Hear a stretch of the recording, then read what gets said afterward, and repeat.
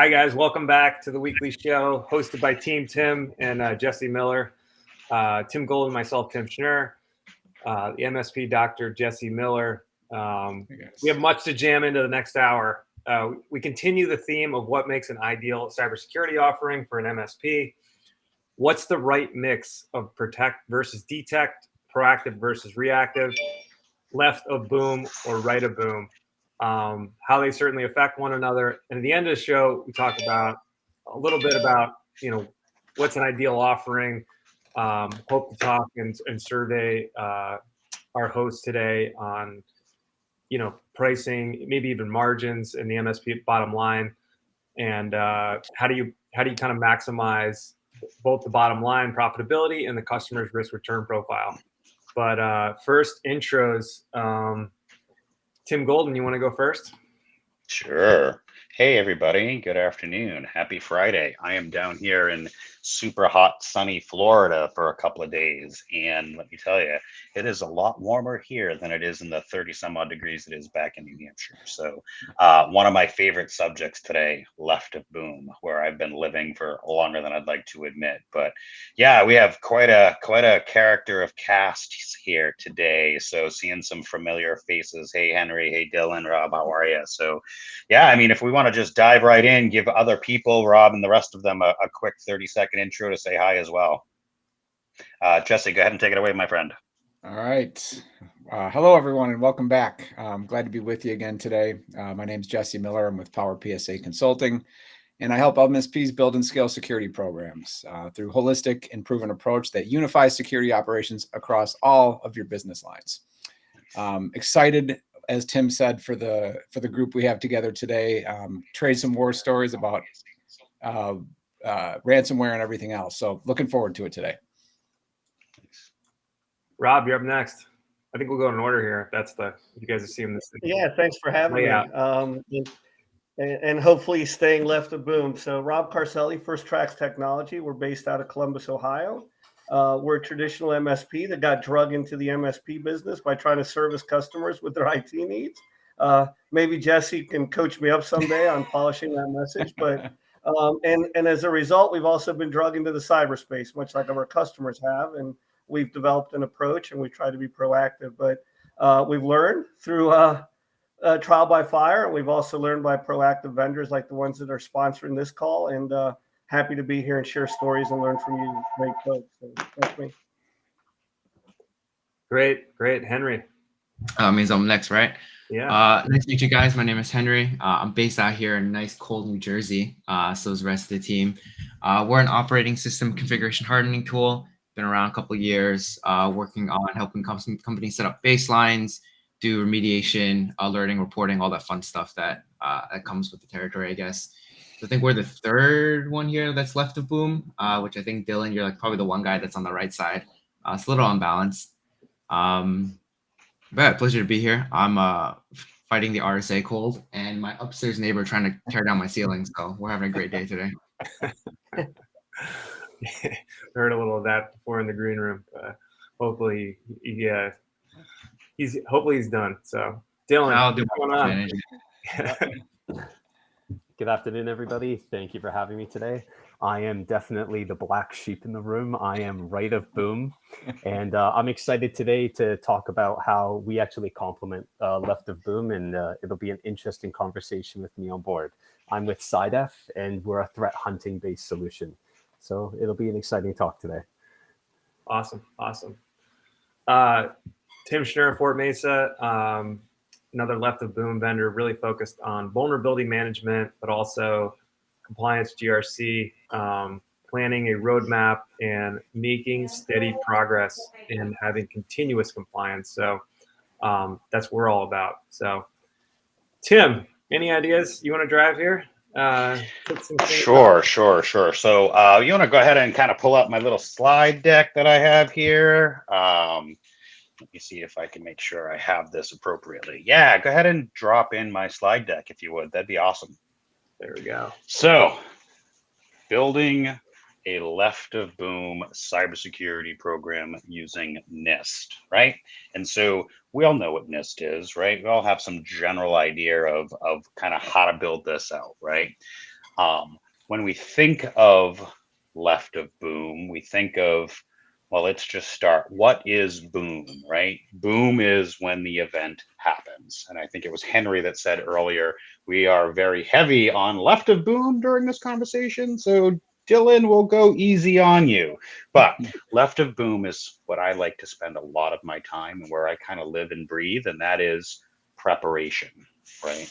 The right information at the right time with the right human and the right stuff, the policies, the procedures, the change management, all of that stuff to help you, if you want to go back to your Boy Scout days, be prepared, right? And the importance of that preparation, let's take incident response, for example. If you define a incident response policies, procedures, and whatnot ahead of time, when boom happens on the right side of it, you will actually know what to do, how to do it, and not have to scramble in the middle of the stressful events, right? So you can actually start to build out some cost structures around that and some other things around, in that preparation phase. Feel free to stop me along the way if you had any questions. If not, I'm going to kind of bounce on to the next slide of some of these key principles, right? So Jesse, I know you're really good on like the risk side of stuff, right? You want to talk about how and why and where we can do some of this risk identity stuff? Well, yeah, I think, you kind of hit on it, but what's really important is to make sure you have a plan, at least somewhat of a plan. It's probably, we could talk some stories later, but it's probably going to go to pot when the stuff hits the fan, of course, and Dylan can comment on that. But I think having at least some semblance of what you're supposed to do is the first start. So preparedness in terms of having a plan, number one, having people defined in that plan, and number three, having those people understand what they're supposed to do. So just start there to get the conversation going. So speaking of preparation and risk, as I'm sitting here at my mom's house down in sunny Florida, having her pop in behind me, grabbing her paperwork, I probably could have better prepared by saying, "Hey, Mom, I'm live on video. You're welcome to come sit beside me and walk around, but yeah, we're live streaming." So it's all good. It's all good. So yeah, good stuff. Good stuff, Jesse. Anybody else have anything they want to share around the sort of the first step of identifying risk? Yeah, Tim, why don't you talk about how you put together these slides, right? So yeah, you're gonna give away my secret sauce, right? The genius, the genius behind the slides. I mean, they look great. So yeah, I think we'll get to that in a little bit. I want to make sure that we're well defining and talking about the process before we get into how this was all kind of put together, right? So we talked about identifying risk. We know about preventing attacks. We know about employee training and monitoring, right? And using the NIST risk management framework, right? And oh, by the way, guess what they're adding to the NIST framework for a new domain? Henry, do you know what they're adding? I'd assume if you're asking me, they're adding a baseline to it. No. All right, Rob, I'm going to put you on the spot. What are they adding? I have no idea. Can I answer? 2 for 2. 2 for 2. Nope, I'm going to let Dylan try. You're going to be 3 for 3 on me, Tim. All right, Jesse, what domain are they adding to the NIST framework? Governance. Yes. Yeah. So you really talked about, right, like doing all these things, like policies and putting them together, but what's like the catalyst to make that happen, right, Tim? Right, the governance, right, like the empowerment, the leadership, the direction, right? Like there's got to be someone running the show. So there does. And so when you look at NIST CSF and you look at the framework that's been around for decades, right, it's really kind of surprising that there wasn't an actual component for governance. But when you dig through all the 800 series documentation, a lot of it talks about governance. So the fact that it was there but not actually defined, and now having it defined is like, it's a blessing to me, right? But I don't want to get too deep into the weeds on what governance is, but in a nutshell, it's making sure that things are appropriately authorized, things are appropriately changed management, making sure end users actually know the things that are happening, and actually having some of that authoritative signatures and whatnot about like, yeah, this is what we do, and this is why we do it, and the standards that we adhere to.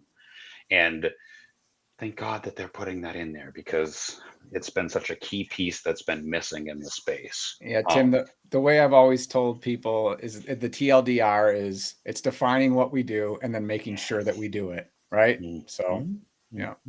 Absolutely. Certainly missing that due care obligation, right, Tim? Like the fact that we're gonna act in our best, interest. Like we're gonna get this stuff in order. Everyone's gonna follow the rules, right? Like it sounds like we're 15 years behind, like the financial industry. The CEO's got to sign off on it, right? Yep. Yeah. So you say that CEO signing off. So we all heard about the SBOM stuff, right? We've heard about the Log4j stuff, right? The new secure software development lifecycle stuff. There's due this month is the open for comment from NIST attestation on your software development lifecycle. So, and I was kind of going through this is what we're going to talk about in the peer group next week, is getting the CEO to legally attest to we're adhering to these things, which means we're governing our software development lifecycle. Things like, I hate to say SolarWinds, but things like those big breaches, right? Those, risks. Now there's going to actually be weight to that. Like we have to sign off as software vendors. Yeah, like this is the stuff that we do or don't do, and attest to that and actually have teeth and weight to it. So yeah, I digress. Going back to the slides here, addressing, prioritizing risk. How many of us do risk assessments? Let's see. Zach in chat, see you over there. Hey Zach, thanks for joining us. Brad Frazier as well, thank you for joining us. Why don't you tell us in the LinkedIn chat there, do you do risk assessments, yes or no? It would be just a quick poll, for lack of a better. When you were talking, I'd love to hear your opinion. Oh, go ahead, Justin. Sorry. Yeah. No, I was just going to say, Tim, when you were talking there, it occurred to me that I'd love to hear from Dylan about how do you see, and what does the incident response or right of boom teams need from the identify or the baseline portion of NIST? So I think identify, we always think left of boom, but things that we do there affect how we respond during right of boom. And so maybe you could give the audience just a little piece of what you're looking for from that identify piece of the NIST framework. So when we're really focusing on left of boom and how we position ourselves is left of boom, it's the preventative solutions in place. And like Tim's talking about, it's the governance. We need to have a set plan of action when things take place, and it needs to come from the top down. That's the big push, to be honest with you. We work with multiple departments, and if we're at an enterprise level, working with CISOs, this is where I find risk memo reports are really great, because as a vendor, when we're trying to provide a solution, they need to be able to convey our solution up top. And that's where I see the real value in risk memo reports, and like something is clearly identifying risk. And like I explain that as risk is your vulnerabilities multiplied by your assets. And then you have to get a gauge for that. And when we're able to clearly communicate that at a high level, like if you are able to identify risk, if you're able to identify assets that are vulnerable, not acting upon that is negligence. Yeah, Dylan, maybe you can talk a little bit about assets, right? Because I'll put my MSP brain on here. When I think assets, I'm like, printers, laptops, desktops. Yeah, okay, done. Assets. Now, for us, we do focus on endpoints, which are in full encompassing. That's laptops, desktops, servers, and virtual machines. But there is so much more. And like our employees are assets, right? So does that bring into the conversation cybersecurity awareness training? Everybody is a security, a supplier, a vendor, an MSP. We've all been caught in the trap of saying, people are your weakest link. But you know what? The truth of the matter is people are our customers. We only exist for the people. Exactly. And part of the responsibility for us is being able to convey that clear message of the importance of reinforcing your people. It's one of the things I like to talk about is if you've everyone here, I'm sure, has taken a high school biology, a high school chemistry class. When you do that report, no matter how good the method is, it's all laid out, right? This is our left of boom. We always have to add into your notes, into your conclusion summary, there is the risk of human error with this lab. And I think that's the case with cybersecurity. And it's not a negative thing in sense. It's just something we need to address and bring to light. Good. Well, great stuff. The asset piece, bringing people and process into it, help imply communication path and prioritization also. So it very naturally extends to that portion of the NIST framework for sure. Rob, going back to governance a little bit, like talk about, I think it's been very difficult, like at least talking to MSPs like yourself and talking to the end customer. How do you get them to like basically empower or govern, right? Like how do you get them to care about it? I'm assuming the conversation varies, but like what's been your experience? Like talk to me kind of how you wade into that pond a little bit. Well, I'm happy to say it's 2023 and the environment's a lot richer. There's a lot of better vendors and smart people like are on this call. I'm not including myself on that. But the early days of this came a lot from fear or reaction to an event. We all know that, right? We already know that the first virus sale or antivirus sale might have been driven by, a bad event. But I think one of the hard things when you say wade into it is just really aligning yourself with probably a mid-sized company that's just paddling like heck below the surface. And this is getting in the way in their minds, and either from a cost perspective or they can't make widgets or sell widgets or print widgets, whatever it is. And just aligning yourself to that. I also think that some of the early people that struggled with this weren't flexible in their approach, and they worked from the top to the bottom of the NIST framework and didn't take just any win along the way. So if you manage to implement one set of incident response plan and one communication plan and one technology that made you safer like MFA, you were a light year or two ahead of where you were a day ago.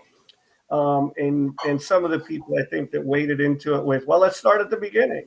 Tim Golden told me to start right here. Yeah. Who are your stakeholders, right? Like, so that's been a learning for us. The last thing I'll say about it, Tim, is I think that every MSP, if there's a really smart one, maybe Jesse trained them or maybe they're here and work with them, but all taking our lumps. And I think that's an important part of the discussion with your customer on saying, here's why we added this product or this process to our stack, right? Versus just, we were really smart. We brought EDR in long before anybody got burned, so wading into it, I think we bumped into the guardrails a little bit. Yeah, that's funny you say that, Rob, because I tell people that I'm actually not very smart. I've just made a ton of mistakes. Yeah, exactly. I tell my clients, learn from my mistakes and do it right the first time. Exactly. I think a lot of us that have been in the industry for a long time, before some of these preventative tools and technologies, like, do you know how many countless numbers of mistakes that I've made that I've learned from? And that's really the goal that I'm trying to help here is like, learn from all of us, learn from Jesse, learn from the Henry, the Robs, the Dylans, myself, the Tims. Like, we've been there. We've struggled through this. We've figured out some of those speed bumps along the way and how to navigate and put the guardrails in place so that we can have, as an MSP, an effective program that can ultimately protect our clients and ourselves and make us more money down the road. Yeah, and I just want to circle back with one piece of practical application on what we were talking about, right? So you heard some things about asset inventory, defining people and processes, having buy-in, all those things from Dylan. Just want to point out that so many people, think about their incident response or in the threat hunting piece as kind of a break glass in case of emergency. And you really need to reach across the aisle, so to speak, and involve those people in the policy making and the decision making processes early on, very left of boom, so that when things do come to a head, it's more fluid and more efficient. Because I can't tell you how many times that, again, we're talking about our own mistakes, that I have written a policy saying we're going to do X, Y, and Z in incident response. And then we bring in the insurance incident responder and it doesn't line up. And we should have had, when I was building my first MSSP, we should have lined up with what they were doing and talked to them about that. And so I think that's a pretty common misconception. So just practical application, involve your incident responders, involve your forensic people in the decision-making on how you're going to structure your incident response plan and some of those processes up front. Exactly. And Yeah, you make really good points. And Tim, I'm sorry to cut you off, but go ahead, Tim. It's not a one-man band, right? So yes, there are a lot of sort of smaller MSPs that might only have one or two humans working in that. But as we in the MSP community, start to be taken more seriously, right? And start to become that strategic business partner with the business, having those conversations, getting a seat at that table, right? We're shifting, or we're seeing the shift from the ones and zeros technical implementers, and that is important, and we'll continue to have that and need that. But the shift of having those business conversations, right? That's where Jesse comes in really well, right? Having, the right seat at the table so that you bring in the right conversation, the right people in those conversations is really key. Yeah. Just I won't belabor this point too much, but we've talked about this previously, in that again, I love the point that Dylan made about getting the CEO or the top level buy-in. So you have to understand who you're talking to. The CEO doesn't want to hear about incident response. He or she doesn't care about that, right? So you have to put it in their terms. When you say, okay, now you're fine, you have to sign off that we're doing these things. And so your signature and your name and your reputation, and maybe even your freedom, is on the line, as we saw from this recent court case. We need you to make sure that you're actually involved and active in the process. So. And just to expand a bit on that as well, Jesse, like I think some of the things as we, as a vendor and as MSPs, and as a vendor that tries to empower their MSPs and their partnerships across the board, one of the things we need to do is understand the language that's being used at that level. They're not going to be, they don't have the same experience. They don't have the same know-how. That's obviously why they're partnering with us. But we need to be able to translate that to the top, whether, we're reducing complexity. We need to be able to speak on their terms as well, so we can be heard. And I think back to Rob's point, communication is the real key to all of this being successful, and when having all parties being able to communicate and showing that we actually care. Everyone on here has learned is the key word there, learned from their mistakes and still moved forward because we care. And we see all throughout the industry, so many, let's say, enterprise level businesses giving blatant examples when they don't care. And that's where incidents take place. So I love the fact that you said speak in terms that they understand, right? And so Tim alluded to this earlier, right? So yes, I had the PowerPoint up there, and yes, I kind of threw that PowerPoint together by using a AI, machine learning, blah, blah, blah. But I basically said, here's the topic I want to talk about. Create my slides, but I take it a step further. And this is actually, I think, a way MSPs could do this, right? Because we talk geek, we don't talk CEO, right? But when I do like that little thing, I was like, and make sure your response is using 5th grade English. So it doesn't come back as geek speak, it comes back as 3rd grade, 4th grade, 6th grade, like in language that they can understand. So, little plug. I'm not suggesting that you use AI and ML, but it is a good way for us as tech speak to interpret our technical brains into words that they can comprehend. So when you entered that ChatGPT, did you say, give me a NIST presentation, left a boom, that a fifth grader can understand, or did you not add that? Yes. Yeah. I actually said, take on the persona of a small business owner and respond and build a presentation using the NIST framework and use fifth grade English. I actually typed in and use fifth grade English. Okay. That when it came back, it was in words that people could understand and consume. And I do that a lot, actually. Like, I speak geek. We all speak geek. And translating that to the, getting the seat at the table and translating that to the other humans that are at the table, they're not going to want to hear. What they hear is Charlie Brown, wah, wah. So that's where I find power of the AI tools is take Tim's geek speak and translate it into something they can understand. You can even take it a step further and say, now create me an analogy on that industry. So anyways, we'll digress on that. So,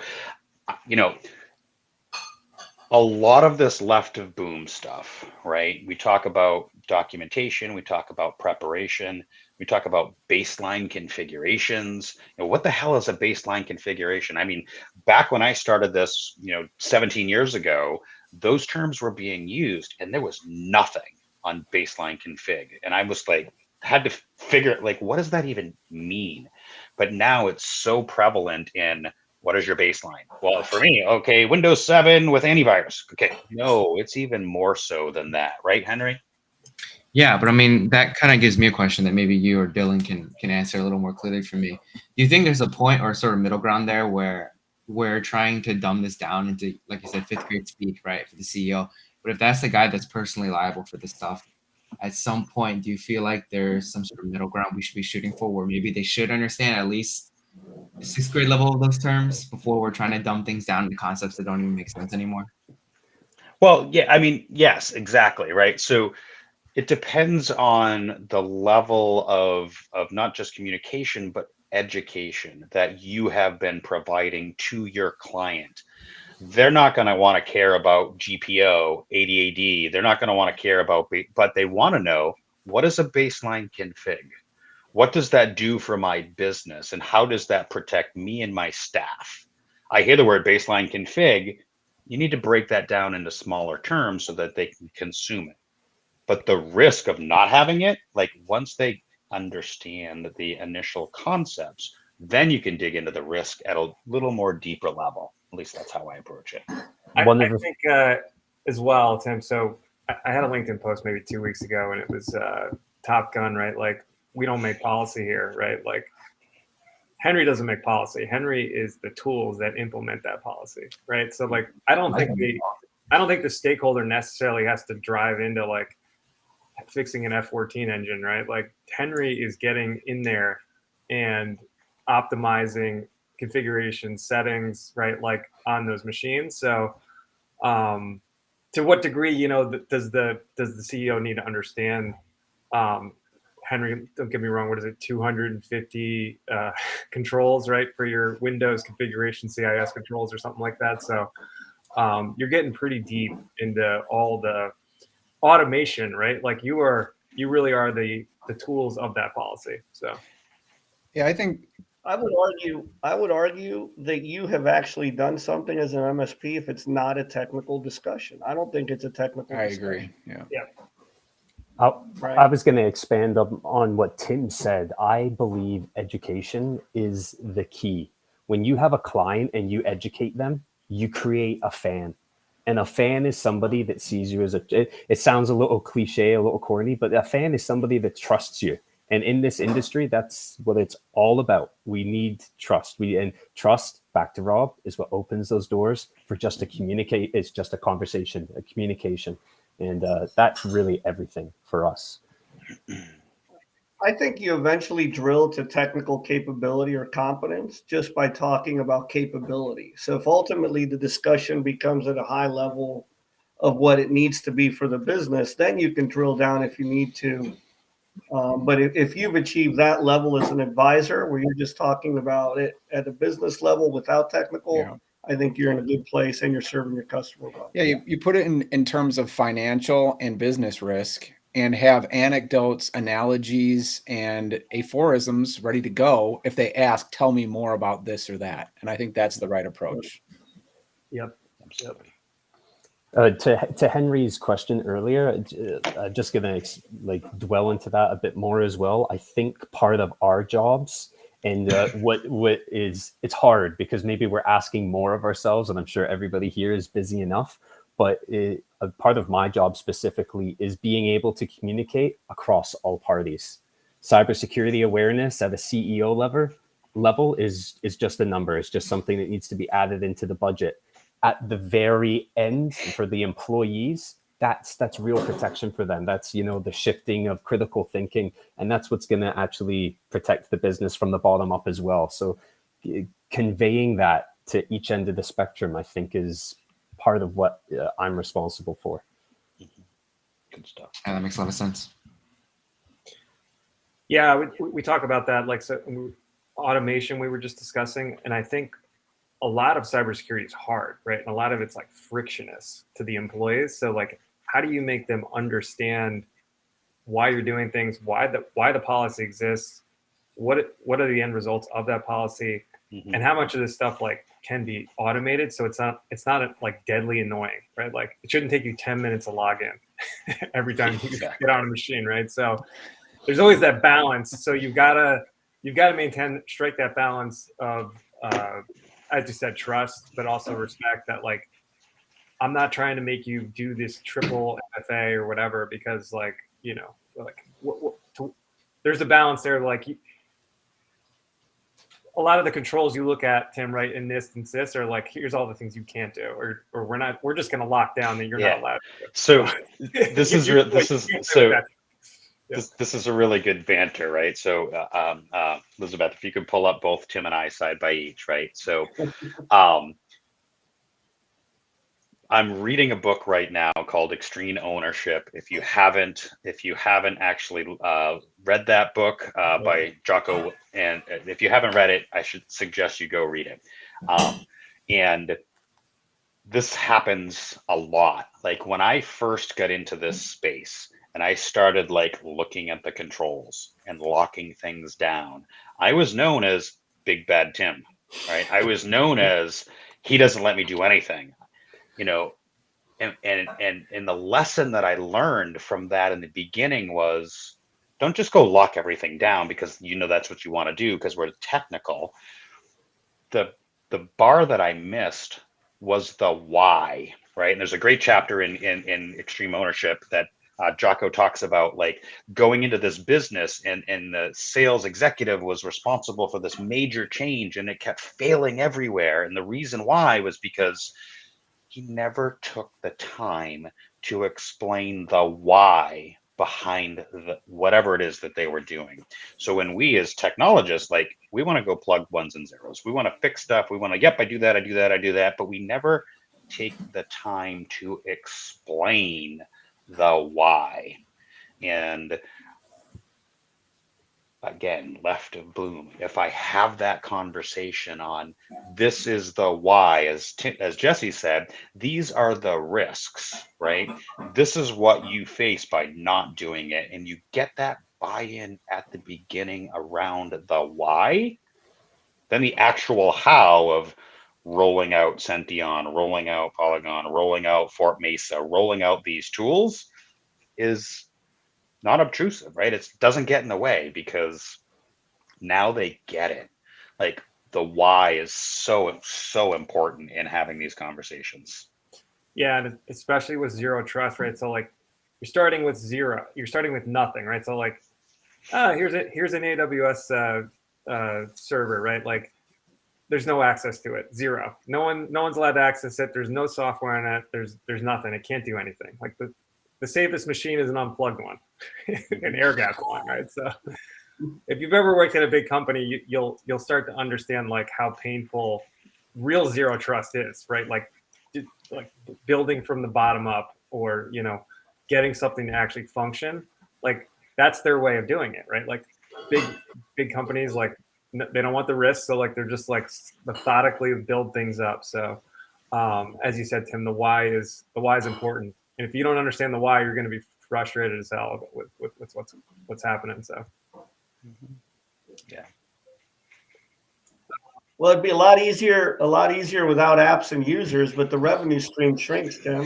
Yes, it does. Yes, it does. Right. So, I know. So you're the sysadmin. People have to deal with you at a big company, but you're the MSP. They don't have to deal with that MSP. So yeah. And even when Tim was talking, Tim G, I should say. Now we got to use it's not what we've started. First of all, I don't like the term zero trust, because I think that I don't want to hear that about any product I'm buying, but I don't trust you, right? So that's already a bad thing. You just bought a brand new German car, but I won't trust you to use CarPlay just to keep you safer from, your attention on the road. But so I think there's terms that our industry needs to work on. And I think that there's terms that instead of telling you I'm MFAing you to protect you, I really want to make sure I know who you are so that I can deliver a rich experience. Exactly. The narrative just has to be different. I think the why is built into that, but I think, and that helps us as we're executing the work, by the way. Our attitude shouldn't be, we're keeping everybody out of their apps. Yeah.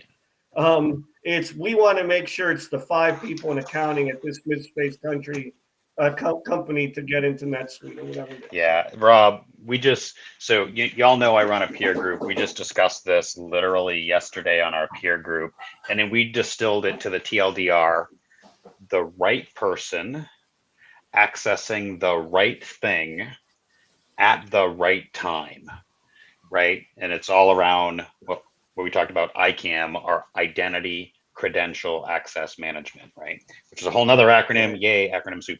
But TLDR, the right person accessing the right resource at the right time that's been authorized. I'll throw that piece in at the end. That has been authorized. You need somebody other than that human saying, yeah, give me full access to accounting. No, the CFO needs to approve that. So Tim, what was TDLR again? Too long didn't respond. Gotcha. Too long didn't read. Didn't read, excuse me. Yeah. Yep. TLDR, too long didn't read. Gotcha. Okay. There's Google it. ICAM. It's ICAM. It's like 40 pages of documents in NIST, but it all talks about the right person at the right resource at the right time that's been authorized by the right human. So, yeah, a topic I'm dying to get into, and I really want to save some time for this. So I'm going to bring it up now. Hopefully, I'm not undercutting your itinerary here, Tim. But not at all. I really do want to talk about the balance of right of boom versus left of boom, both tooling, personality or personnel, and focus. Right? How much should we spend on each? Are we spending too little left of boom? Are we spending too little right of boom? It's interesting because you mentioned at the beginning of the podcast here or the live stream here that we have one right of boom person and, two left of boom people, and then a couple of people sitting in the middle there. So I think that's pretty representative of the landscape currently in terms of vendors and everything else. So I just want to, maybe whoever feels froggy can jump out and grab what I just said and start somewhere with that. I think the right of boom is definitely, you'll see more vendors on a showroom that are right of boom than left of boom. Yeah. But although you're right, in the last year or two, it has dramatically identity access and the variance of it, PAM, permission access management, right? Like Privileged. that has definitely escalated. But I think a lot of, I always used to say, like, you have to build the castle before you arm it with guards. I think you were just like putting alarm systems on a forest, and it was like, okay. Exactly. So, haven't done anything. You don't need, and by the way, you didn't even know where the land started and ended because you didn't do inventory management. So I think we're playing a little catch up on Left of Boom, but that's my opinion. I'll let you guys go around the horn. So Now sorry. No, go ahead. I could talk about this stuff all day, so I'll stop interrupting. Yeah. I had a question, and I'm sure actually Tim Golden, you'll be the man to answer it. Do you, for everybody here on the panel, then, do you think the shift then from there being far more left of boom, right, far more of a preventative outlook and far more automation, do you think the need in the labor is what's pushing that? Because automation, when we're doing threat hunting, when we're doing incident response, these are quite specialized areas. And this is the area where, we're having in the industry, there's a huge demand for this. Do you think the demand for specialized personnel is what maybe is pushing this left of boom, this automation for clients? So that's a really great question, right? I have a bunch of different thoughts. I could probably talk for 6 hours on this, right? But, having been in the space for 20 plus years and seeing the iteration of MSPs over time, I don't remember who I was talking to, doesn't matter. Probably for the last decade or better, we have been playing defense. The bad actors, they're coming everywhere all the time. We don't know when, and we're like literally thwarting off, swatting the ball, like defense. And so we saw this big rise in tools and automations and things to help defense, blocking all of that stuff, right? And so we didn't talk about offense. We didn't talk about a lot of the preventative stuff. So, and now that we have some tools, some people in the process to help with that defense, and defense is never going away. Now that we kind of have gained some efficiencies in that defense, we can actually start to go on offense. We can actually start to move towards left of boom and put in the preventative. Like, how many of you are code writers? How many of you write test procedures before you write code? No. You write code and then you go back and make sure the test fits the code, right? How many of us go on that defense? We've been sort of subliminally trained for decades. Defense, where now that we've gained some operation efficiencies in those defensive tools that help us, we can free up a little time to go on the offense, right? I've always been write it first, make sure it makes sense, document it, and then go do it. It's just how I look at things differently. So to specifically answer your question, yeah, some of those tools have freed up the labor time. Now they can go onto the left side of boom and start using that. I don't want to say excess labor, but they can start going on the offense. Yeah, and Tim, I think a lot of the left of boom stuff, like governance, like that's not a word I want to hear on a Friday afternoon, right? Like, this stuff is boring. Policies. You're gonna make me take some assessment on policies. I'm like, hey, Henry. Right? So it's not sexy. It's not advanced AI detection, SOAR, right? Like all these acronyms, SIM, like SOC, like all the fun stuff, right? All the big, big heavyweight data-driven detection systems, right? Like this stuff is meat and potatoes, right? Like this stuff is, as you said, it is a lot. You needed that human labor to be freed up to actually get in front of the customer and actually like think about like, how do we run these playbooks? Playbooks, that's another thing in the SOC, right? Like, I think that it's just, we're finally getting to a point where like there are vendors out there trying to address these things and make it easier. The Polygons, the Fort Masons out there, right? Like trying to make it easier, trying to make it less painful, because it is painful, right? Like governance and policy. I'm not saying this is like my dream job, like, It's mine. It's what I do. Right. So, yeah, but let's distill that real quick. So I was just going to ask Henry, what is the very first control in CISIG1? You're gonna ask me that question. I'm not gonna know the answer to it. Put on the Love spot. putting people on the spot. So who here can actually answer what is the very first control on CIS IG1? I think I'd throw it to Rob, and I think you'd probably get it. But Anyone? Bueller? no. Asset inventory. Oh, yes. But everybody Everybody always 1.1. stops with those two words. If you read the entire control as it's written, understand your assets and review them and make sure they're appropriate on a weekly basis, actually. Now, weekly seems a little tough. Yes, I get it. But if you read the entire control, right? We talk about CIS. For all the other frameworks, whatever, it doesn't matter. But taking your assets, your people, your hardware, your software, and making sure that it's right frequently and updated frequently, right? Yeah, Chris Johnson just popped that in the chat message. Yes, Yeah. asset inventory.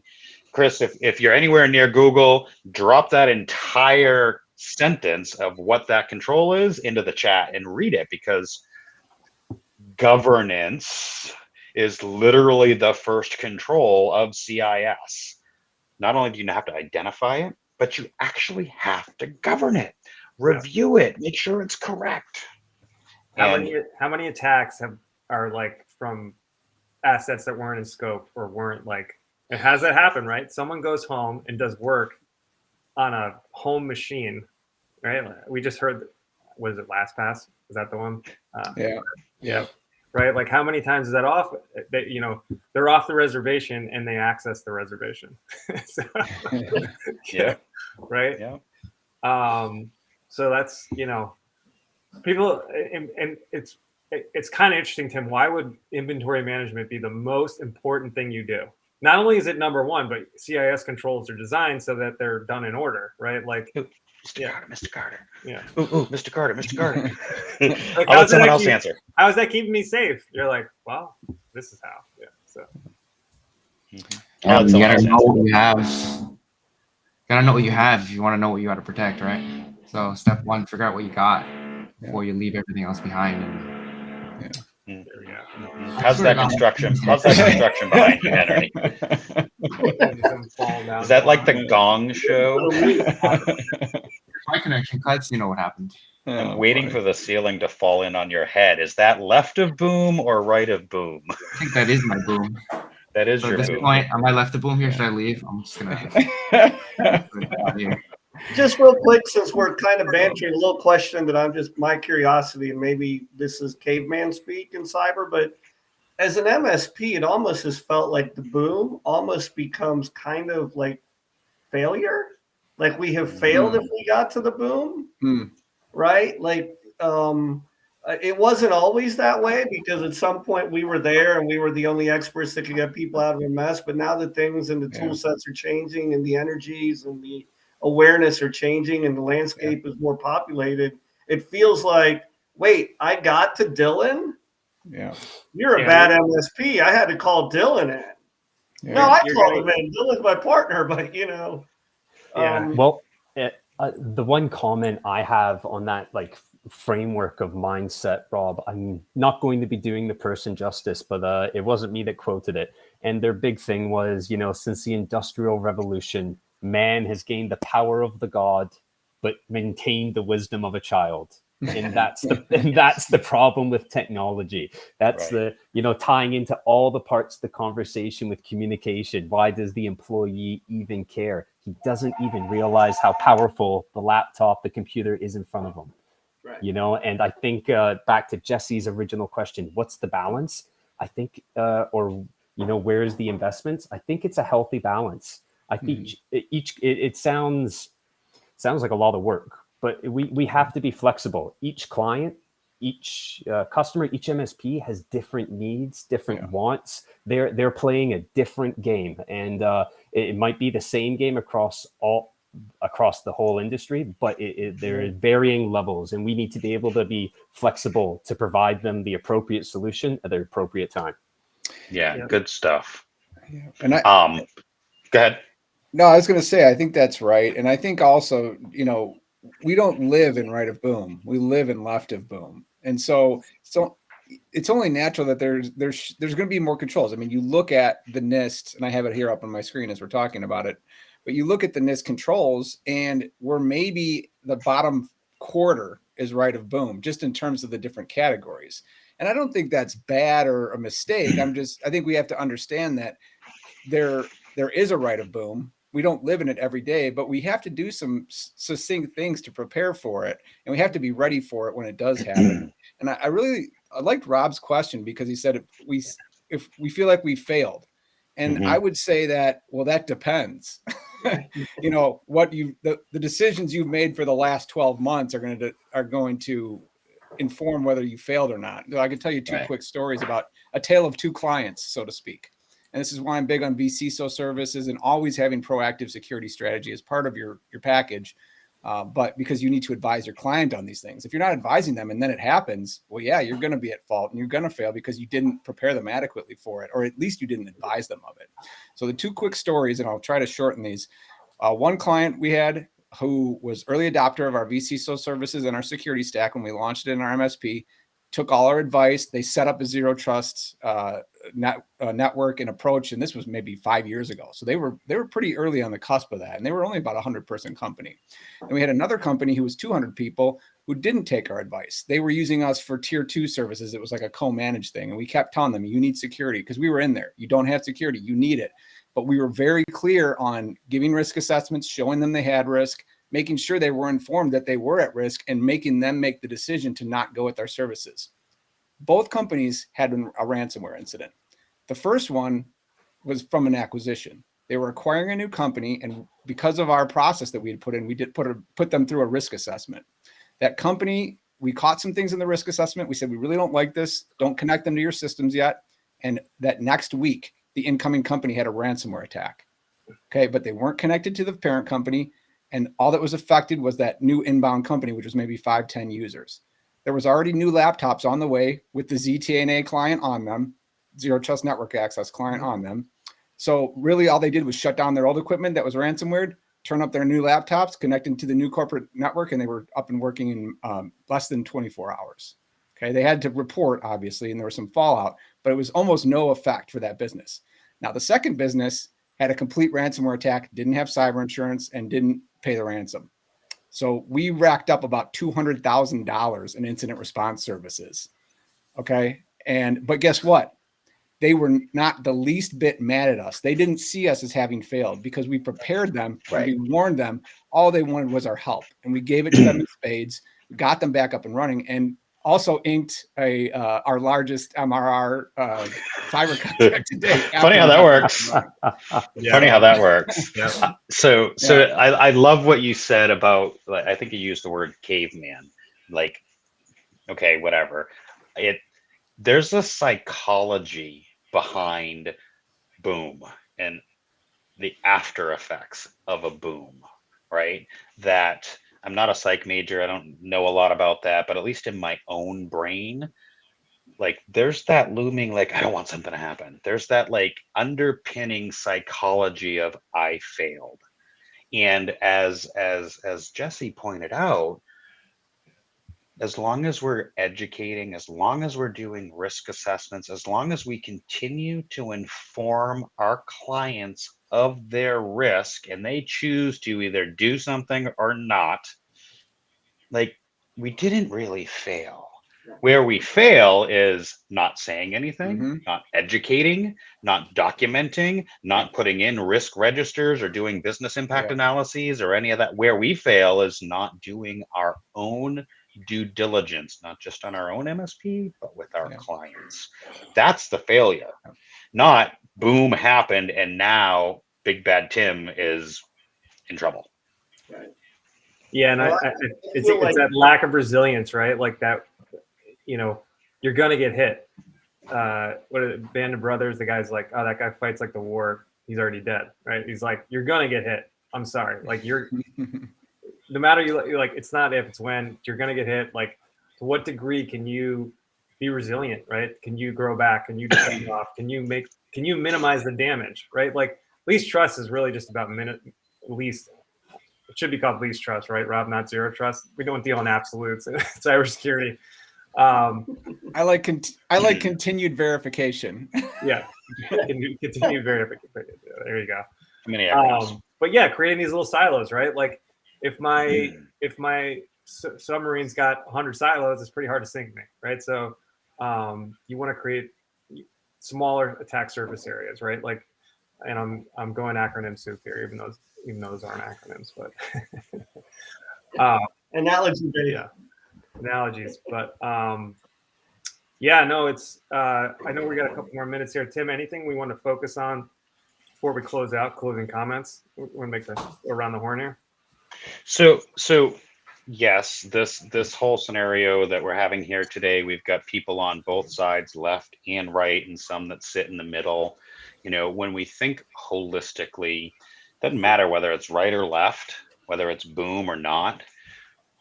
As an MSP, as a technology professional, I think it was Dylan that said, being able to communicate to our clients in words and terms that they can understand, taking into consideration things like Jesse said around risk analysis, business impact analysis, taking into things like system hardening from Henry, right? Bringing that holistic approach to, hey, boom's going to happen. We should talk about it, and we should make sure that our clients are educated around it, right?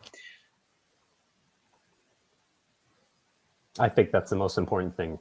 I think it's the most important thing, Tim. And, you know, at the end of the day as well, I think building that trust with them, even when we're having discovery calls and people aren't necessarily clients, educating them is for me the end all and be all of it. If they can leave with more information after they've met me than before, then I have made a positive impact. And that's one of the things I think we all need to focus on. It's a hard industry. Not everyone in our industry is a great communicator, and we need to, you know, be respectful of that as well. Awesome. Any Henry, any last remarks there? No, I mean, I think I agree with most of what's being said. It's the same for us, right? Just thinking about the educational piece of it, whether it's technical control, governance, whatever it might be, just being able to provide a little more information. They understand, you know, why something needs to be set up the way it does, why you'll probably still get breached at some point, what you should do when that happens, and, you know, pretty much everything from A to Z. I think every little bit of information we can provide is sort of the first step to making improvements. Awesome. Rob, any last comments? It's just part of doing business today, right? So you can be better than your competitor if you understand these things, and you can be more insurable, and you can be all the things that every business strives to do, is just be better than your competitors. So if we as an MSP can help deliver that just in this space, one less worry or one more measure of preparedness, I think we've brought value to the market. And I appreciate it. And I need to know Jesse really has Wyoming up there, because we need to do the ski acronym version of this. If that's what's on his hat the next time, there should be a ski version. Is that a Wyoming hat? Yeah. Yeah, I think so. South Dakota. That's what us Minnesota farmers do for vacation, is we go to the real ranch state and learn how to ranch from the real cowboys. Well, as long as there's mountains, I'll show up. Well, not much of that, yeah. Jesse, go ahead. Any last remarks here? Oh yeah, final closing thoughts. I mean, yeah, I think people have said it, but, you know, start with a foundation, baseline the environment, make sure you're educating the client with risk, have ongoing management of the security program, and include right of boom planning in all of your left of boom phases, because those all inform right of boom, and don't forget that. And then bottom line, make sure that you have operational processes in place for all these different things. You cannot wing it. And if you need some help with that, come see me at Power PSA. Awesome.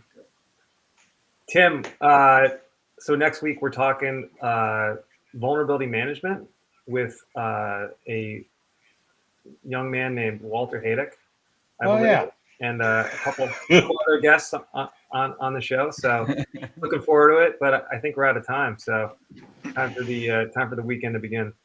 Awesome. Hey, everybody, safe Friday afternoon drive. Thank you so much here for this episode of Team Tim. We look forward to seeing you next Friday where we talk VMP. Cheers. Thanks for having me. Cheers, guys. Thanks, everybody. Have a great weekend, everyone. Yeah.